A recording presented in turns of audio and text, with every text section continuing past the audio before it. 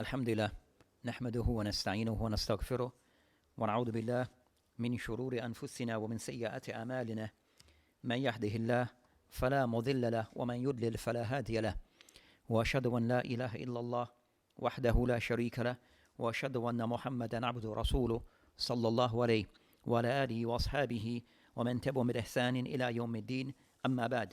So today inshallah ta'ala that we'll have a brief reminder regarding Mawsim Dhul Hijjah. So seeing that we're coming to this time where in the next couple of days we'll be starting the month of Dhul Hijjah, so we're kind of somewhat put together some form of reminder regarding of those things to expect regarding this particular month that is ahead of us, bi'idhnillahi tabaraka ta'ala.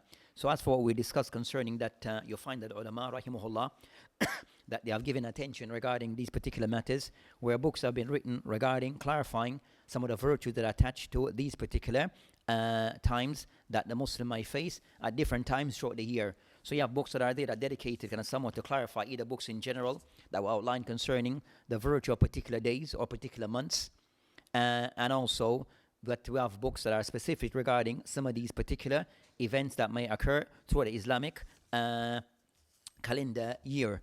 So you'll find the ulama of past have done so. You find that Ibn Rajab rahimahullah have written books regarding the different months and days where that certain things that particular may occur in those days according to Islam. So after things to bear in mind regarding concerning these particular days or what months or particular times, that certain things may be particular that is expected from a Muslim, that those things are based upon dalil. So to say that this particular month has certain virtue or particular days or particular virtues, then those things require someone to bring a dalil to prove this point. As those things they mention is tawqifiyya. These things, it requires dalil. So this month of Dhul Hijjah that will be starting within the next couple of days, that we kind of somewhat as a reminder, فَذَكِّرْ فَإِنَّ ذِكْرَ تَنْفَى الْمُؤْمِنِينَ, that as mentioned by subhanahu wa ta'ala, the English rendering, فَذَكِّرْ, so to remind each other as the benefit, this reminder would benefit the believers. So we kind of somewhat remind ourselves regarding these ayyam of Dhul Hijjah and some of the things that are attached to it, so we can somewhat kind of focus in trying to reap some of the benefits of this month.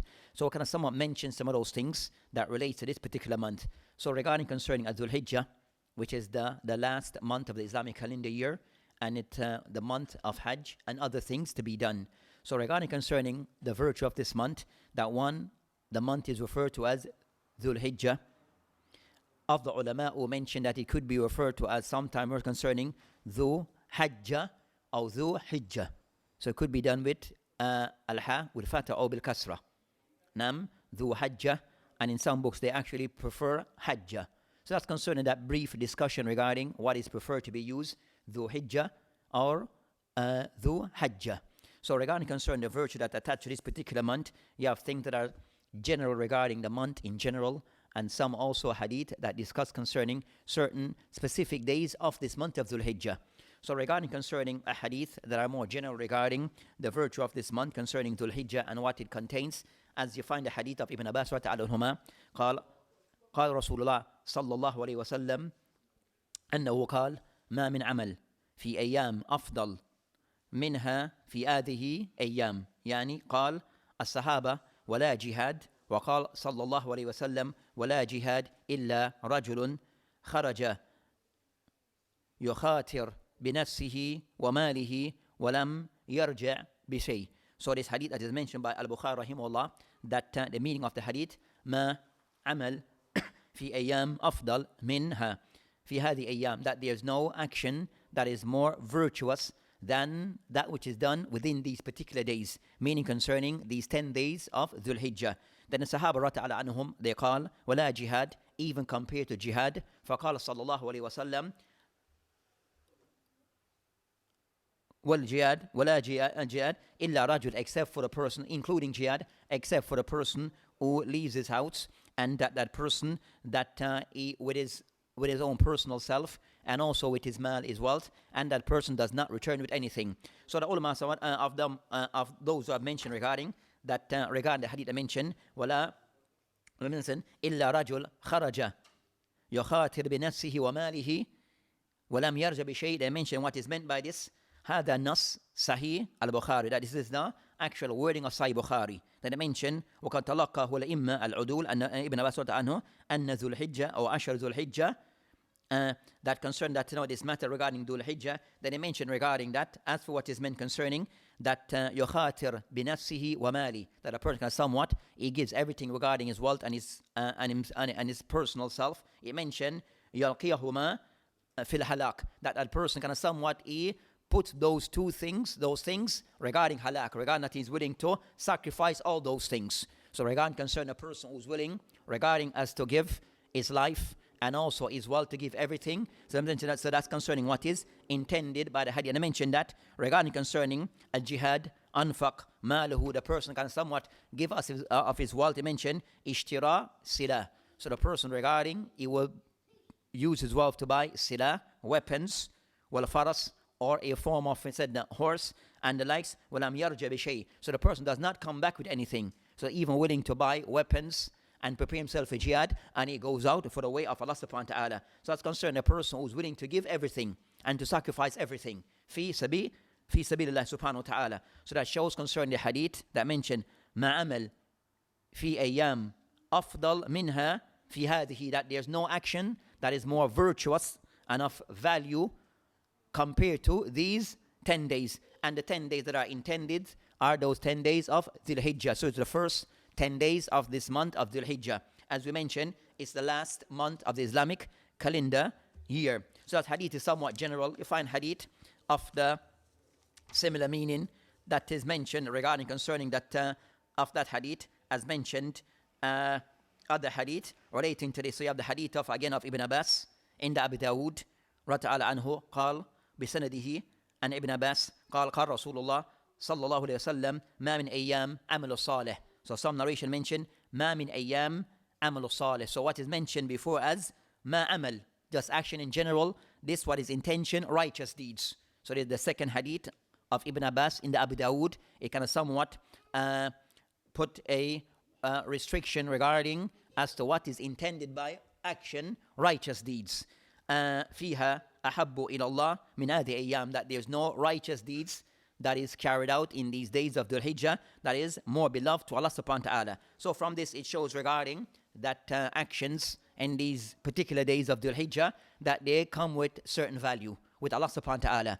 And by this the Muslim should give these days certain attention by way of putting more effort regarding action that can be done as righteous deed so as to gain the reward with Allah subhanahu wa ta'ala. So that's concerning that particular hadith. There's another hadith that is in the Tirmidhi, the hadith of Abu Hurairah anhu قال قال رسول الله صلى الله عليه وسلم ما من أيام أحب إلى الله أن يتعبد له فيها الحديث. But this hadith is daif. So the one of hadith, the hadith of Abu Hurairah, that hadith is daif in the Tirmidhi. Regarding I mentioned ما من أيام أحب إلى الله, that there's no days that are more beloved to Allah subhanahu wa ta'ala, and yata'abbad, for a person to like engross in worship, lahu, to Allah subhanahu wa ta'ala, fiha min ashra Dhul Hijjah, than these 10 days of Dhul Hijjah. But this hadith that I mentioned, yadil as-siyam kulli yawm minha bi siyam sana, where fasting each day of those days, it will equate fasting an entire year. But the hadith is daif. The hadith, even daif, is hadithun batil. The hadith is very weak. So that's concerning those hadiths and others that relates to this particular topic, clarifying the virtue of Dhul Hijjah. So the general thing is that concerning that actions in these days, that they come with value. So the person should try to put effort in doing righteous deeds within these days of Dhul Hijjah. Why? They are considered to be, as some mention, aska, that they consider to be the most purified with Allah subhanahu wa ta'ala. Some mention a'zam, that they are more the greatest with Allah subhanahu wa ta'ala. Other hadith mention ahab, some mention is more beloved, and other narration mention afdal, which is more. So all those narrations show that these actions, that they come with value with Allah subhanahu wa ta'ala. So as for concerning what is mentioned also by Ibn Rajab rahimahullah, that some of the ulama, that they compare which days are said to be the best days of the year.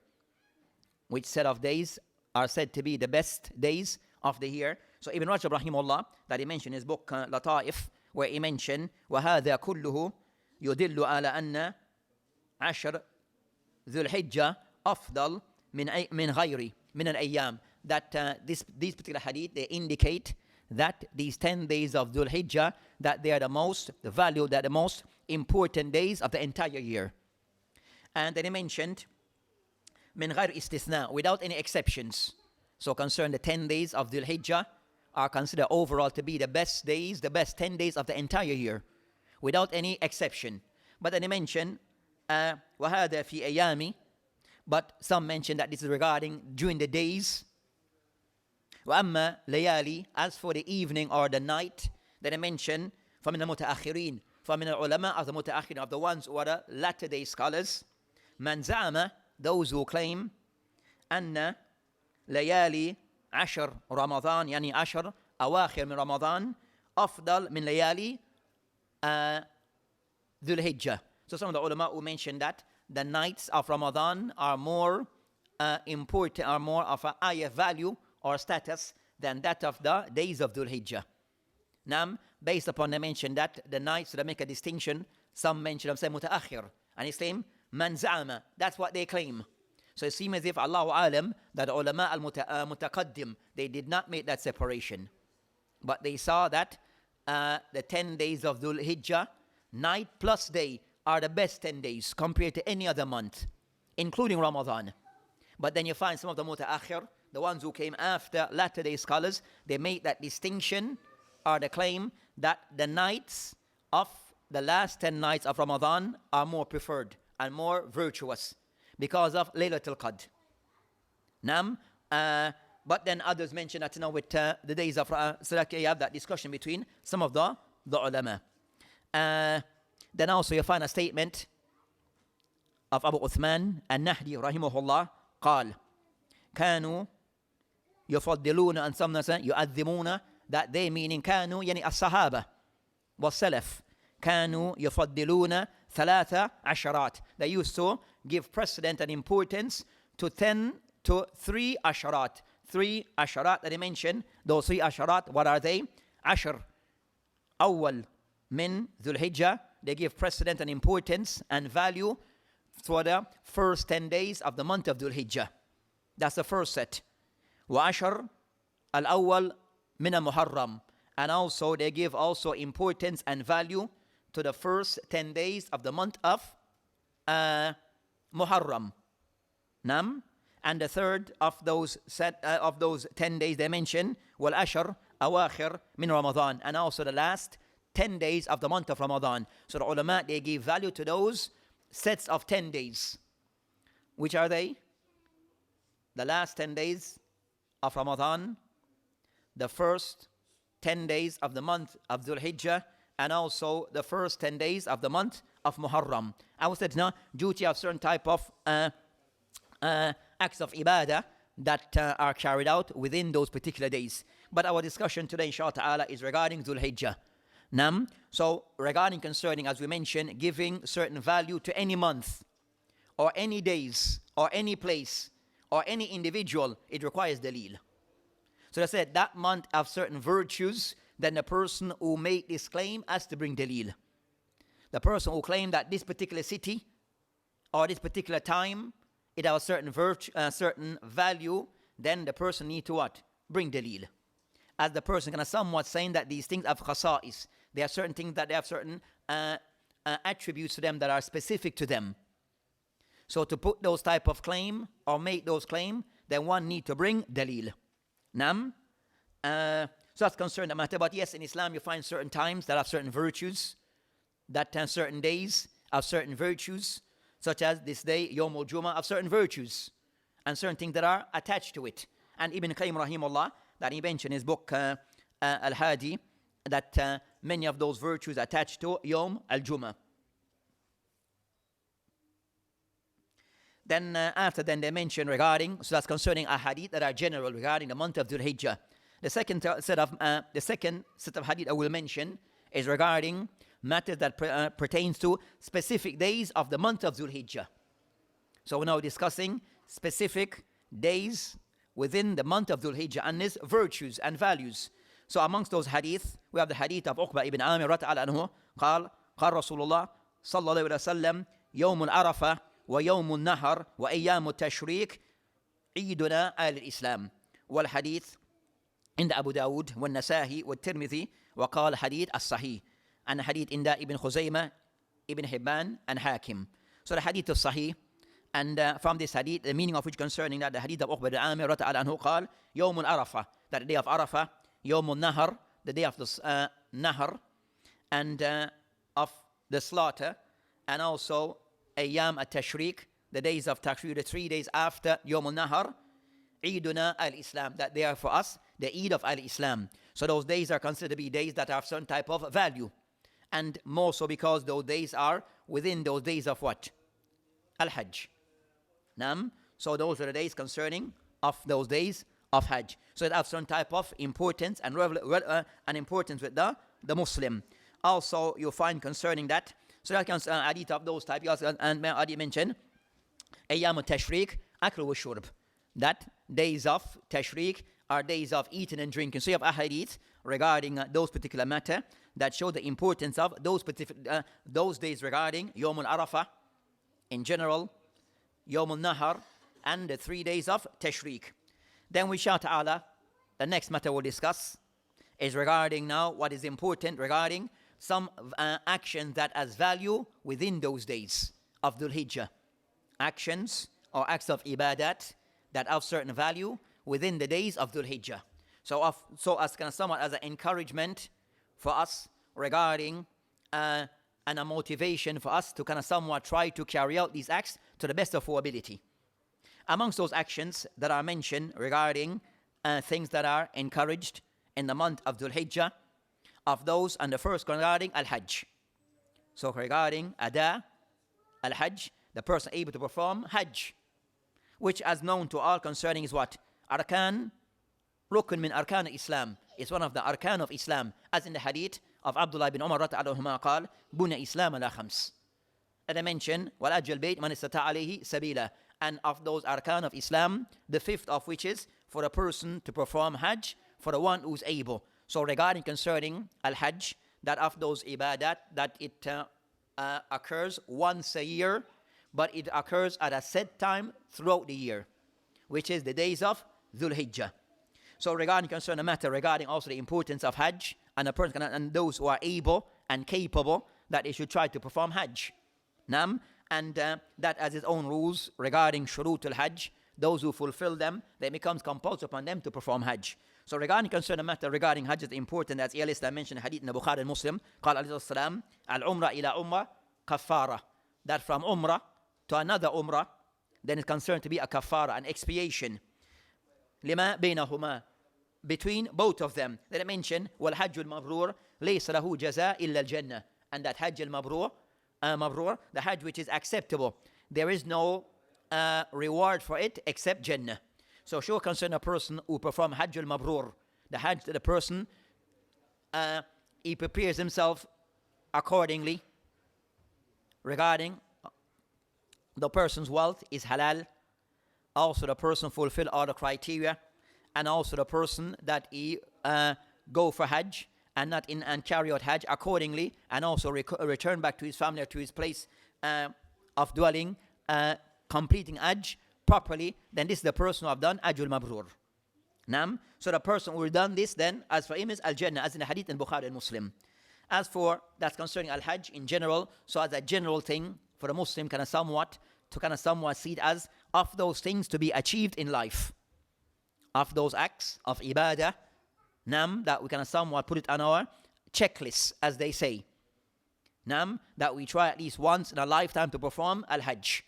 So yes, and the thing that we find out concerning that, going for holidays, you understand, that's a part of our yearly calendar. I have to go to this place and to that place to visit. But the Muslim, you understand, do not be, you understand, being neglectful regarding our duties regarding Hajj wal Umrah. So regarding place to visit, the first on the list is Hajj and Umrah. Before going to these places that people go to for holidays, as they call it, not to neglect our duty regarding Hajj wal Umrah. So something to be mindful of. The second of those acts of ibadah regarding that is particular to this month of Dhul Hijjah, that I mentioned Al-Udhiyah. So regarding Al-Udhiyah, that also referred to as some al-Bal'a qurbani. Nam. But al-udhiya is the word used in a hadith. Well, al-dhab. Nam. So as for that matter, they mention regarding that this concern this matter, that this particular act that is started with Ibrahim alayhi salam. So the sunnah of Ibrahim alayhi salam, who established his act of al-udhiya and continue until Yawmul Qiyamah, and will continue ila Yawmul Qiyamah. So regarding concern this particular matter, that is mentioned regarding the virtue of this act, and that the Prophet alayhi salam that also himself also re-emphasized this act that was established by Ibrahim alayhi salam. So as we see from this hadith, it shows that certain matters regarding of the Anbiya before, that Islam kind of somewhat yakhar, Islam kind of somewhat maintain that act. So certain things from the Anbiya, that Islam maintained that action, and amongst those things regarding al-udhiya. So regarding concern this matter, that is mentioned in the hadith in the Bukhari, in the hadith of Anas bin Malik anhuma, قال كان النبي عليه السلام يضحي بكبشين وقال يعني أنس بن مالك وأنا أضحي بكبشين. So from this in the hadith in the Bukhari, Anas bin Malik, that he mentioned that the Messenger of Allah subhanahu wa ta'ala, or the Prophet alayhi salam, that he performed al-udhiya by slaughtering 2 animals. Then Anas mentioned that I also slaughtered 2 animals. So sure regarding the Sahaba, that they were very keen regarding ittiba as-sunnah. So what they saw the Prophet ﷺ establish, they themselves was very keen regarding establishing what the Messenger of Allah subhanahu wa ta'ala established. So Anas bin Malik, that also he copied what the Prophet ﷺ did, which is slaughtering 2 animals. So it shows regarding that, they mention that the Muslim, the person regarding al-udhiya, that is allowed for the person to slaughter as many animals as he's able. So the next matter that we can somewhat will mention regarding al-udhiya and some of his general rules. 1, hukum al-udhiya. Hukum al-udhiya. So regarding offering this sacrifice, what's the hukum regarding it? The ulama regarding it, they mentioned that consider udhiya is an act of ibadah, qurba, azima, la yajuz illa lillah, that is not allowed except for Allah subhanahu wa ta'ala. They mentioned regarding this matter, regarding the hukum per se, there's a khilaf between the ulama. Min al-ulama, of the ulama who takes the stance that the hukum, the ruling pertaining, do I need to slaughter or not? Nam, for udhiya, of the ulama who mentioned it is wajib, wujub, al-udhiya. So of the ulama who take the position the person must slaughter. Most of the person can afford this. So those who are able and can afford it, then they mention, or some mention, that it is wajib. And that's the view of Imam Abu Hanifa rahimahullah. Also, it's a view of the Mukhtar in the Ibn Taymiyyah rahimahullah and others. That udhiya, hukum-wise, by way of the ruling, it is wajib. Nam. And then the second view of the ulama on this matter is that they mentioned that it is something which is mustahab. That is something which is mustahab, adam al-wujub, but not to the degree of being wajib. And they mention a person, and that's the call of jumhur of the ulama. So majority of the ulama, they are more inclined, they have taken a position that regarding al-udhiya, it is something which is mustahab to be done, but it is not wajib, a must to be done, and but it's something that a person should not neglect. One should not neglect this act. As for the adillah that they use regarding this particular matter, that they mention regarding of the 2 views, that they mention of those who say it is not wajib with the qawl of what? Jumhur say it is not wajib. Of the adillah, the hadith Salama radhiyallahu anha in the Al-Muslim, قال بسند النبي عليه السلام إذا دخلت عشر, that if the Dhul Hijjah have started, وأراد أحدكم, and any of you wants or wish, and yudahi al-hadith. So they mention that the shahid says,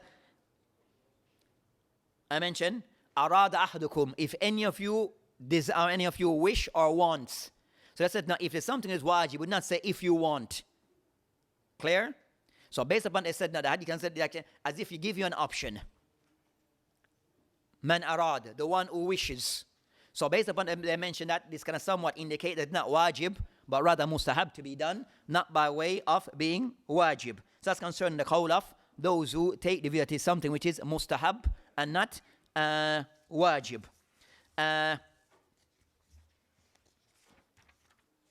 As for those who take the view that it is wajib to be done regarding al-udhiyah, that they have a hadith, and the hadith of Salama mentioned hadith in the Muslim. Those who say it is wajib, there's a hadith in the Ahmad في مسنده وابن ماجه من حديث أبو هريرة عنه قال أن رسول الله عليه السلام قال من كان له ساعة ولم يضحي فلا يقربن مصلانا. So the hadith that mentioned, the meaning concerning man kana lahu sa'atin, the one who has, that's the person has the ability. Walam yudahi, and he does not slaughter. Fala yakrabanna, he should not come close to musallana, should not come close to our place of Eid. Clear? And that hadith we mentioned in the man Ahmed wa Ibn Majah. So those who say that hadith, and you find some of the mashaykh that they mentioned that this particular hadith, that those who say it is wajib, they use the hadith as their proof. Where the hadith can sum from the meaning of the hadith, that the one who has the ability and did not slaughter, it is saying that you should not come close to a place of Eid. So a form of kind of somewhat chastising in a severe way the person for not slaughtering. So they said that shows that something which is wajib, where it says that not come close to a place of Eid. So like kind of somewhat admonishing, a severe admonishment to that person who had the ability and did not slaughter. So they mentioned regarding concerning this hadith that there's a discussion regarding the authenticity of the hadith. So some of the ulama kind of somewhat all the hadith, but the hadith have differences in from two reasons. One, there's some narrator that is Abdullah ibn Ayyash. There's some discussion regarding him. And also, second, that some of the narration of hadith, that they mention the hadith marfu', and some of the hadith mention the hadith as mawquf. Meaning, marfu', that it goes back to the Prophet ﷺ, that he mentioned that statement. That's marfu'. And some narration, it mentioned that is actually a statement of the Sahabi, and not the statement of the Prophet ﷺ. So that's why you find sometime in some hadith, you find that in this hadith in particular, you have that discussion. Is it actually the statement of the Prophet ﷺ, or actually the statement of the Sahabi that is mentioned here, Abu Hurairah regarding this matter? So that is a part of the discussion. And regarding concerning Ibn Jawzi rahimahullah, he mentioned a book that's called Tahqiq. So Ibn Jawzi, that he has a book, Ibn Jawzi Hanbali. So he has a book called Tahqiq, that he mentioned the Adilla Hadithiyya for the Hanabila. Like, how to put it there? Hey, so he has a book called Tahqiq. That is a book concerning that, to mention concerning Adilla for Hanabila by way of hadith. And he mentioned this hadith says, in this book I mentioned, said, Qala Ahmed Hadithul Munkar. This hadith, Munkar.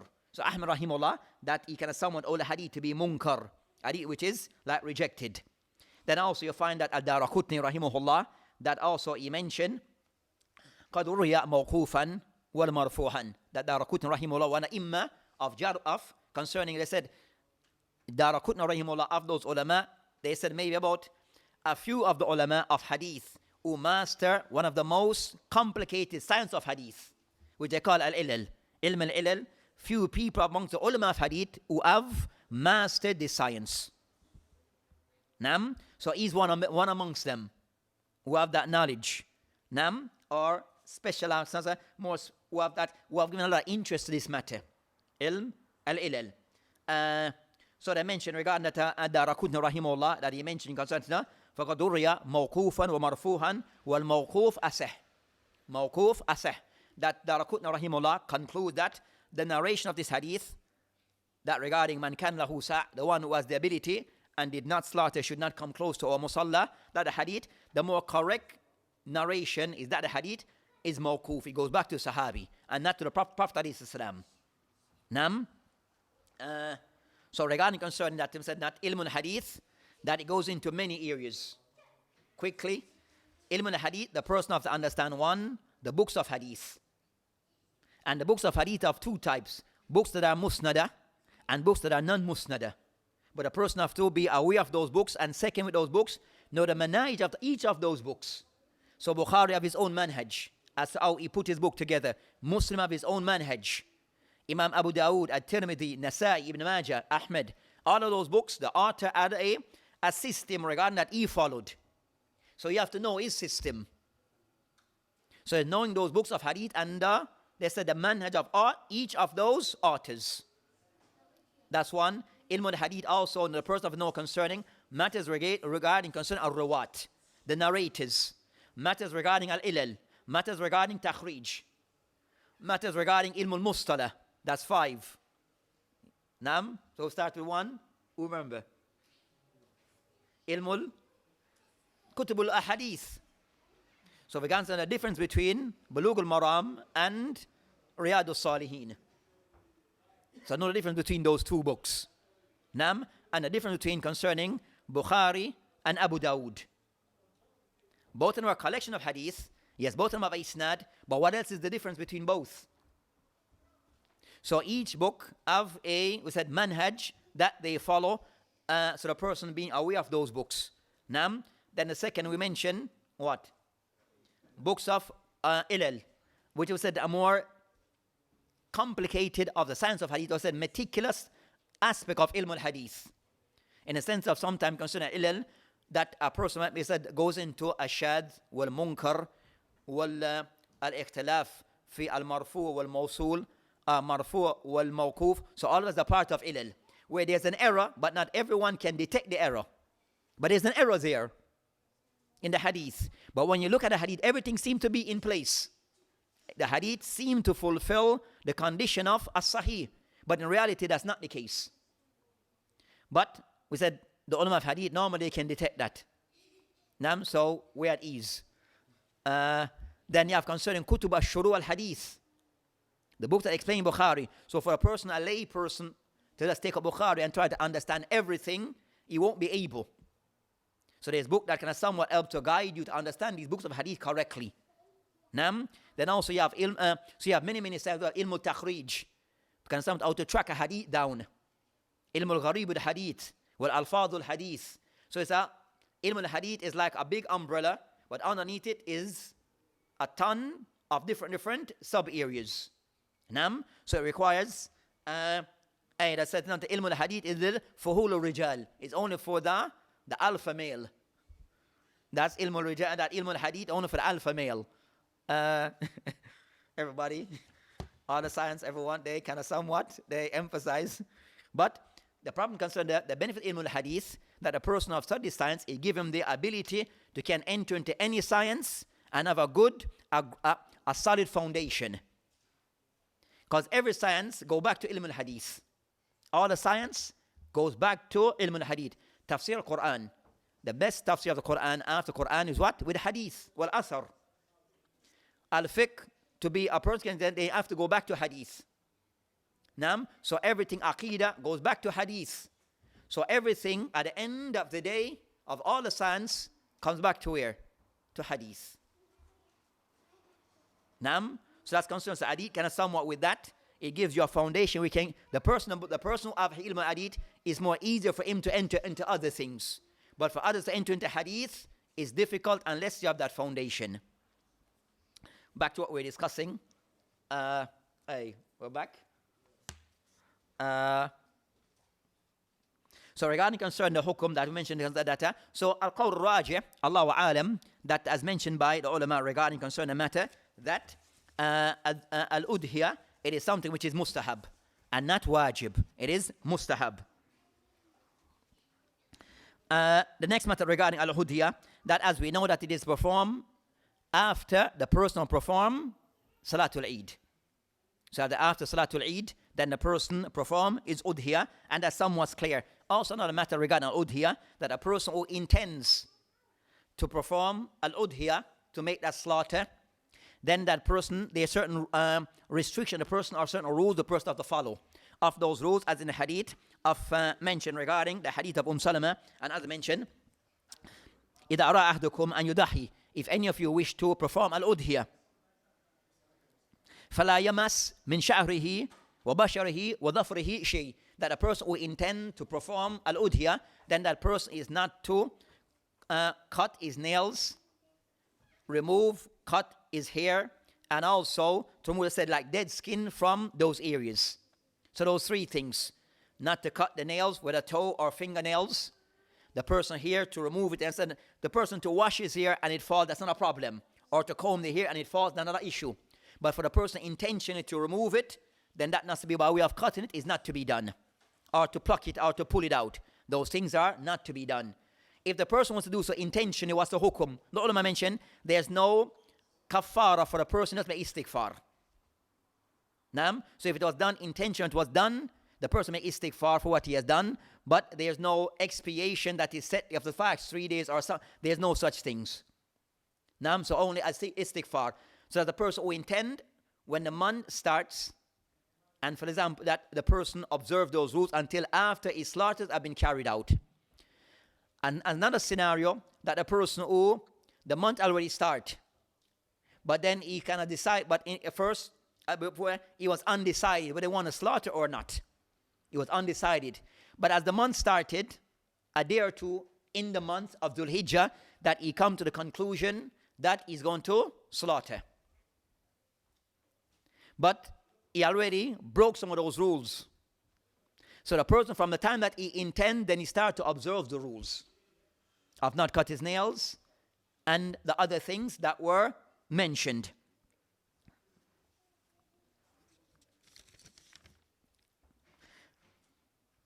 As we mentioned, so that's concerning. Then also regarding concern that, just to add regarding that, Ibn Hazm rahimahullah, regarding concern that udhiyah is not wajib, he mentioned في his book Al-Muhalla, فقال لا يصح أن أحد من الصحابة رضي عنه أن الأضحية واجبة.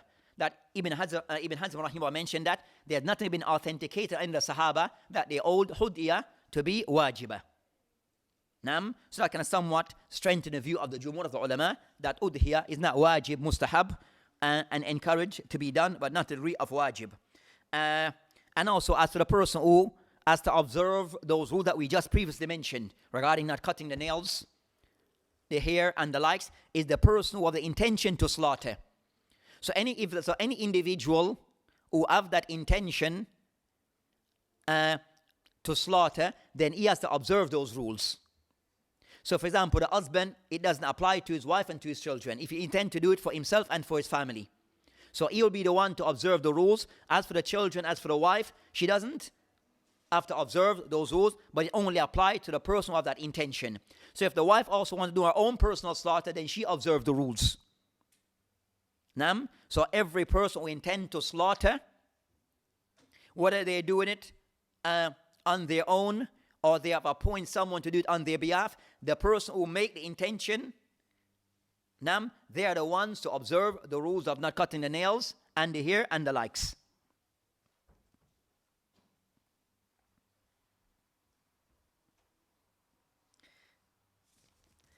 The next matter regarding concern of those things, which is also that is encouraged regarding in this month of Dhul Hijjah, will be the next act concern, as we know, concern Salatul Eid.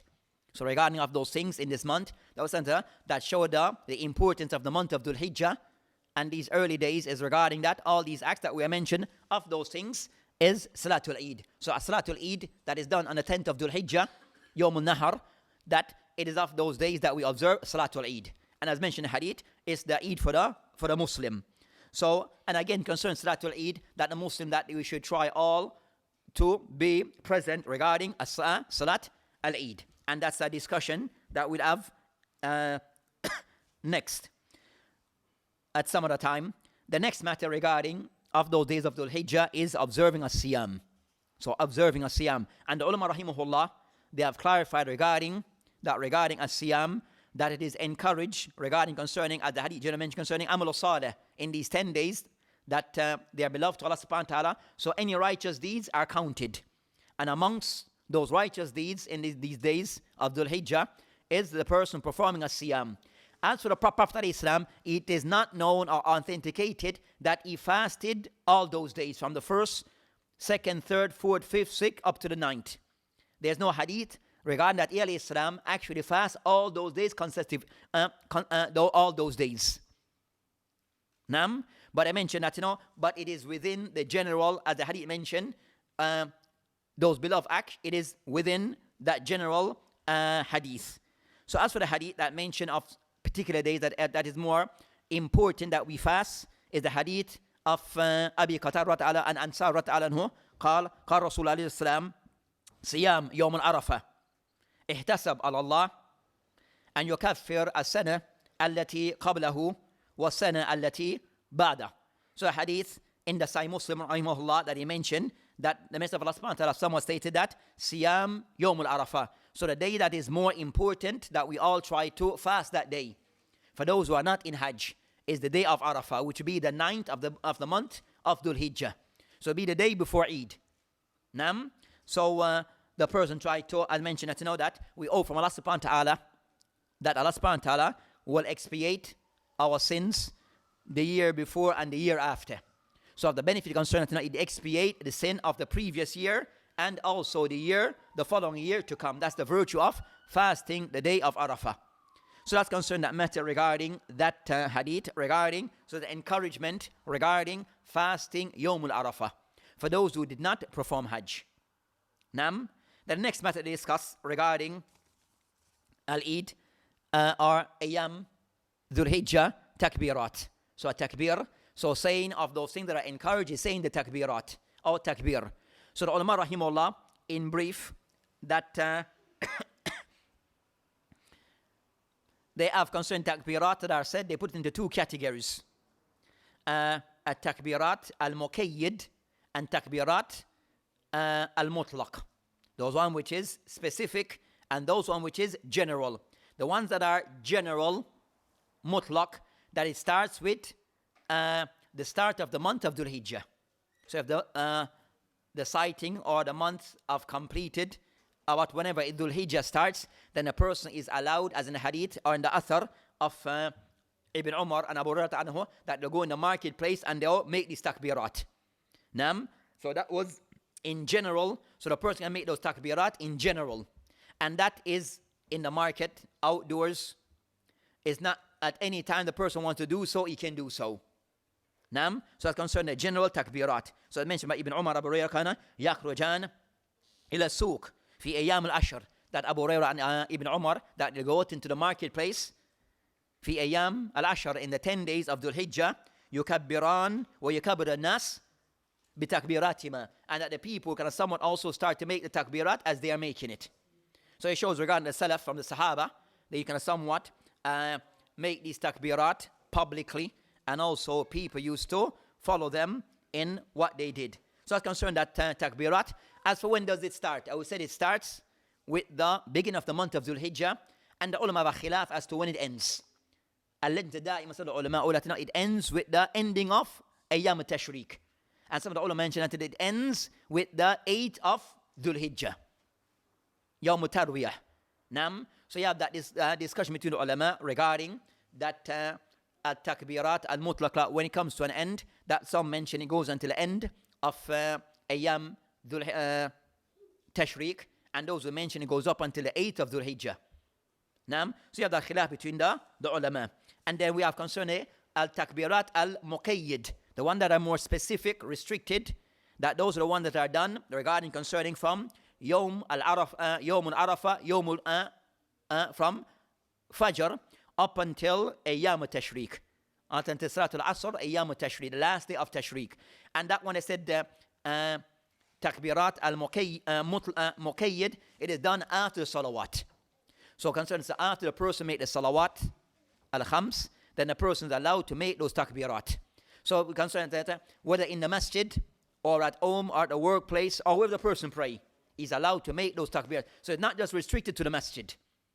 Those takbirat after the salawat can be done anywhere that a person prayed, is compulsory salat. So mentioned in the masjid or at home or in the workplace or wherever the person may be, it's allowed for the person to make those takbirat. The matter is discussed after the takbirat is regarding they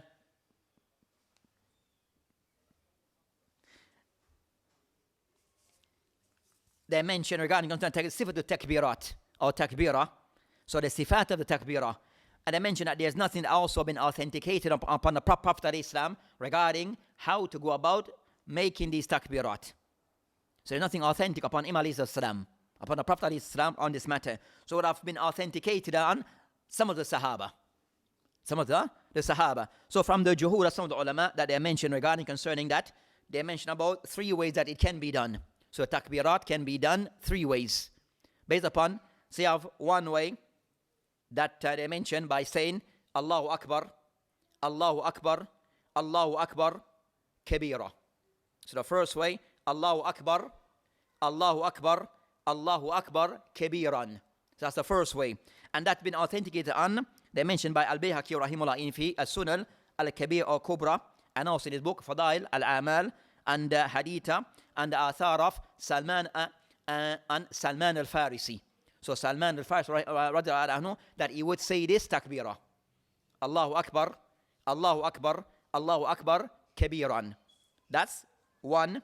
The second, that it goes, the wording, Allahu Akbar, Allahu Akbar, Allahu Akbar, La ilaha illallah, Allahu Akbar, Allahu Akbar, walillahi alhamd. So the second one, Allahu Akbar, one, Allahu Akbar twice, Allahu Akbar thrice, La ilaha illallah, Asha'a. They mention Allahu Akbar again, Allahu Akbar for another second time, walillahi alhamd. So that's the second one. And as for this one, it is mentioned by Ibn Abi Shayb in his book Al-Musannif, that goes back to Ibn Mas'ud with the authentic isnad.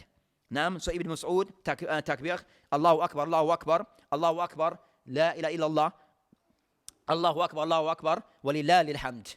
Naam, as for the third, also it is mentioned that it goes Allahu Akbar, Allahu Akbar, or Allahu Akbar, Kabiran, Allahu Akbar, Kabiran, Allahu Akbar wa ajal, Allahu Akbar walillahi alhamd.